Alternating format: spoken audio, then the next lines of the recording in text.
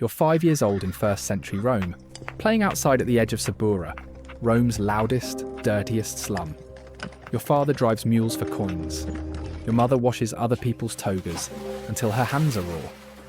You are a child, one of too many, and the bread runs out before the week does. Your father counts coins like he's pricing out mistakes. And you are one of them. He takes you to the forum, says you're helping with groceries. Weird. He's never asked before. Through the crowd, a man in a red-bordered toga emerges, running a finger through your hair. Good teeth, he says. Your father nods, jaw tight. He ties a small wooden piece around your neck. You smile, thinking it's a gift, and it's a tag. Greek blood. A lie to make you sound more exotic. And just like that, you're sold for 400 denarii, less than a mule. Your father turns and tells you he's going to get some olive oil and disappears. That's Roman for I'm going to buy some cigarettes. You never see him again. Stunned, you're grabbed by the wrist and pulled away. You yell, you flail around. But then the man takes out a honey cake. You've never smelled one so good. Naturally, you take a bite, and for a second, you forget you've just been abandoned. Turns out this guy's a mango, a professional slave dealer commissioned by the brothel you're heading to. His job to find fresh new blood for, well, we'll come back to that. You're marched through the crowd and under the stone arch that spits you back into Sabura. The welcoming air of sweat and regret you've known your whole life. You arrive at a stone building. There's a banana-shaped carving by the door. And your stomach growls. Cool. Maybe there's more food inside. Inside is no cake, but the smell of smoke, wine and incense hits your nose. The walls are painted with people that look like they are, wrestling. And there's enough bottles of olive oil laying around that would make even Diddy blush. You don't know the word for it yet, but this is a looper, the brothel, and your new home. An older woman appears from the smoke like a statue, tall, wrapped in layered linen, the colour of old wine. Gold rings crowd her fingers. Each one could buy a better childhood. She calls herself Domina Fulvia. Turns out you're a new owner. Her eyes study you the way butchers study meat. She leans close. The perfume burns your nose. You'll make money, she says, if you learn to please. You also get a new name, Melito or Little Honey. The others chuckle. You're led down a cramped, narrow corridor past tiny stone cubicles with sounds of people grunting, like they're trying to lift something heavy. You hope they're okay. You find yourself in an empty small room with a mat, no door, and no window. You try to sleep, but one thought keeps circling your 5-year-old head. What am I even doing here? But hey, your father trusted this guy, right? Right. Next morning, you find out why. You've been chosen to be a scortum. And they hand you another honey cake. No idea, but maybe not. So bad, you get a bath. First one in weeks, bathed in olive oil. Scrub till you shine. They shave you before the hair even grows. Your job, they say, is to ease the stress of others. You meet some other workers, and they teach you the rules.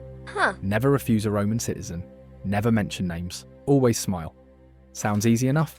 You're told to walk with grace. Not like a boy, but like a dancer. Hips loose, arms straight, head slightly tilted. As if you are always listening to applause that never comes. You're told you are beautiful. Yeah, weird flex, but okay. First you just serve wine. You refill cups, wash linens, mop the floor where others have bled.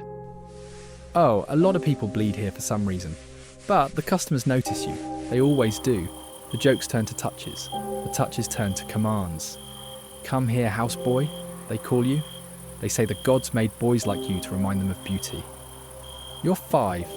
Maybe they mean that in a good way. Months turn to years, and the chores keep coming. You know the routine now and spend your time cleaning up after other workers' messes. The doughness says we need to prep you for your big day. You get excited because, well, you think this is a fun surprise. They start stretching your hips to make you more flexible, and you learn how to dance. You have never danced before. You stop asking questions. You stop remembering home. They say you're lucky, clean, well-fed, protected. You start to believe it until one night the Dominina says, "You're ready." Words that will haunt you forever. You are 9 when it happens. They say the client is a senator. Wealthy, respectable, generous. You have captured his eye a few times in passing while cleaning over the years. Domina says it's your first big test. Your body is lathered with olive oil, your face is powdered with white lead, lips red with dye, and you're alone in the room with just the man. Maybe this is a tea party. He smells like stale wine and roasted boar. His eyes lock onto you and grins when he sees you. Dance for me. Okay, you do. He tells you to smile. You do. He tells you to be quiet. You already are. We're going to play hide and seek, he says.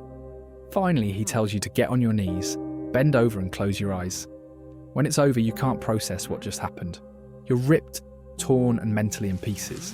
You're in a pain that you never felt before, and blood is running down your leg. Unfortunately, now answering why you always saw it. You are aching, crying in the corner, and the man pats you on the head as he leaves. Good boy, he says. No training has prepared you for what had just happened. No warning was ever given to you.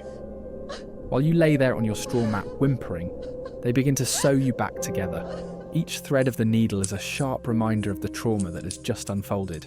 The duenna praises you and slips a bronze coin into your palm like an award. Rome rewards the useful, she says. You just feel used. You hide the coin under your mat, not to spend, but to hold. Sometimes to remember the moment your innocence ended forever. No longer a boy, nor did you become a man.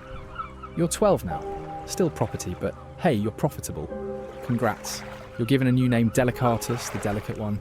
Customers keep on coming and always ask for you. You hope they don't choose you. They always end up choosing you. You have stopped crying nowadays and learned to even enjoy it, because after a while you feel nothing at all anymore. They like it when you cry. They like it even more when you don't. You've learned the verses of poetry. They say reciting it makes you desirable. You have mastered how to pour wine without spilling a drop. You learn that a Roman man can do whatever he wants and still call himself a man of virtue. For Rome, brothel are part of normal society, but you'll never be. No matter how old you grow, you'll always be the pathikos, the passive one, the joke, the scandal, the body that doesn't belong to itself. Rome's poets mock boys like you in the same verses they pay to touch. They laugh about you in public, then whisper for you in private. You stop believing in gods, you start believing in money. By 15, you're famous in Sabura. The graffiti near the baths even says your name. Delicatus does it well. It's supposed to be a compliment. You hate it. You perform for soldiers, senators, even a high priest once. He apologised to his goddess afterward. Not you. They all promise protection, but none offer freedom. The duenna keeps you healthy. Not out of kindness, but investment. She feeds you figs and garlic to keep your blood warm. Makes you drink a concoction of wine and poppy sap when you bleed. Sometimes she even takes you to the temples. Not to pray, to advertise. They say love in Rome is like a business. It has no heart, only terms and conditions. You're 20 now, and things change rapidly. The brothel brought in new blood. Someone younger, smoother, more terrified. You want to warn him about what's to come. But why? No one warned you when you arrived. Nobody cared.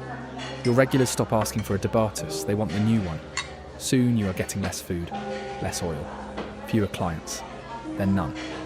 You beg her to let you go free, but she replies, "You think Rome needs another scarred whore?" One night, you take your lucky coin, that first coin, and run, clutching it like freedom itself. You make it all the way to the edge of Sabura before the guards catch you. Runaway slaves are branded with an F. Fugitivus. They hold you down and press the hot iron into your neck. The air fills with the smell of burning pork, but you don't scream. You felt worse pain. Cold water splashes over you to harden the scar. People pass by without a glance, and you sit there watching as your coin rolls away, just like your freedom with it. Years pass, and you are sold one last time to the city of Rome itself. A public slave, a broom, a bucket, and the smell of feces to clean off the streets of Rome. You sweep the streets that forget you with every sunrise. Rich senators and aristocrats that once whispered your name pass by you without a glance. You die quietly at 32, alone in a shed near the Sabura where it all began. No tombstone, no prayers, just a body burned on cheap wood and only but a handful of ashes thrown and swept into the Tiber. The river carries you away past the city, past the houses of men who once used you out to the sea.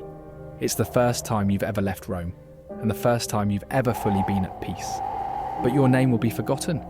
No kids, no family. As if you have never existed at all. Just another whisper from a city that loved pleasure more than people. Thank you for watching. If you want more stories like this, please subscribe and leave a comment on where you'd like to be transported to next.